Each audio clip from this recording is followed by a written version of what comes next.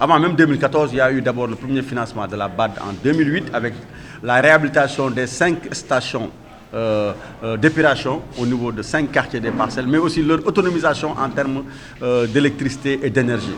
Aujourd'hui, 2014-2017, presque c'est 800 millions qui ont été injectés dans les Parcelles Assainies. Et aujourd'hui, les populations, à travers leur propre réaction, en présence du DG, ont tous réaffirmé leur remerciement au gouvernement et à l'ONAS pour ces efforts qui ont été consentis, qui leur permettent aujourd'hui d'être soulagés par rapport aux inondations, par rapport aux usées, par rapport à l'état de certaines stations et certains regards. Et je pense que ça, c'est nous, en tant que maires élus par les populations, il nous revient donc de magnifier cela, de remercier l'ONAS, de remercier le gouvernement et ensemble de mettre en place un comité de suivi, un cadre qui nous permet de maintenir ces acquis, de les préserver, mais aussi de travailler sur le futur, parce que les Parcelles Assainies, c'est une démographie galopante, c'est un quartier immense, et je pense que toujours il y aura des problèmes à solutionner, et nous pensons que l'ONAS est en tout cas à notre côté, et ensemble nous allons les régler. Notre travail, c'est de parler aux populations, de montrer ce qui a été fait, ce qui reste à faire, mais surtout de travailler dans une approche de communication,